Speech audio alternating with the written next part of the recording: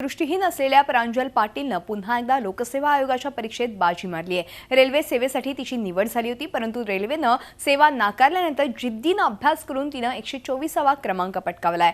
आणि तिच्या या संघर्षाबद्दल आमचे प्रतिनिधी रामराजे शिंदे यांनी प्रांजल पाटील हिच्याशी केलेली खास बातचीत पाहूया।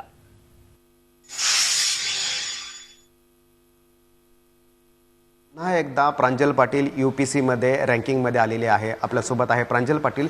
तिच्याकडून जाणून घेऊयात की तिच्या आत्तापर्यंतच्या प्रवासामधले संकट कशी होती आणि त्याच्यावर कशी मात केलेली आहे।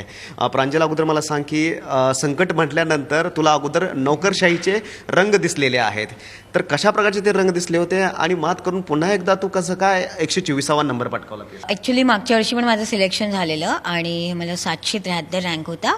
इंडियन रेल्वे अकाउंट सर्व्हिस मला मिळालेलं आणि माझी डिसेंबरमध्ये ट्रेनिंग सुरू होणार होती आणि मीनवाईल मी माझ्या रँक इम्प्रूव्हमेंटसाठी पण पुन्हा परीक्षा देत होते ही। तर डिसेंबरमध्ये माझी ट्रेनिंग सुरू होण्याच्या जस्ट 1-2 दिवस आधी जेव्हा माझी ही रिटन एक्झाम जी चालू होती, मेन्स ज्याला म्हणतो आपण, तेव्हा मला हे कळलं की मला ही रेल्वेची पोस्ट मला नाही मिळणार आहे, ती रेल्वेची ट्रेनिंग मी जॉईन करू नाही शकणार आहे। तर ही परीक्षा सुरू असतानाच मला कळलेलं, त्यामुळे एक म्हणजे खूप असं दडपण आल्यासारखं वाटलं। पण रोज 2-2 पेपर असल्यामुळे जास्त काही सकारात्मक नकारात्मक विचार करायचा वेळच नाही मिळाला। पण जेव्हा वेळ मिळाला तेव्हा म्हणजे असं भरपूरच गोंधळल्यासारखं झालं, कारण की नेमकं म्हणजे झालं काय, करू काय, काहीच नव्हतं कळत।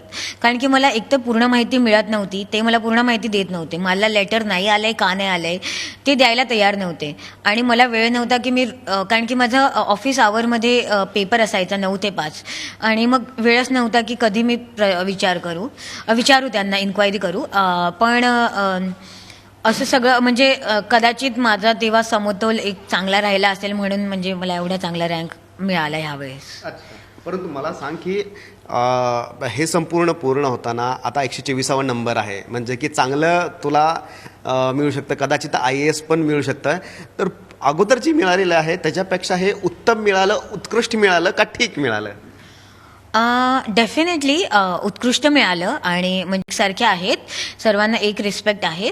पण म्हणजे मला जे मी परीक्षा लिहित होती ती एक ॲडमिनिस्ट्रेटिव्ह सर्व्हिसमध्ये जाण्यासाठी लिहित होते, तर मला असं वाटतं की ह्यावेळी मला मिळेल आणि मग डेफिनेटली हे उत्कृष्ट आहे। रामराज शिंदे, झी मीडिया, दिल्ली। झी 24 तास रहा एक पाऊल पुढे।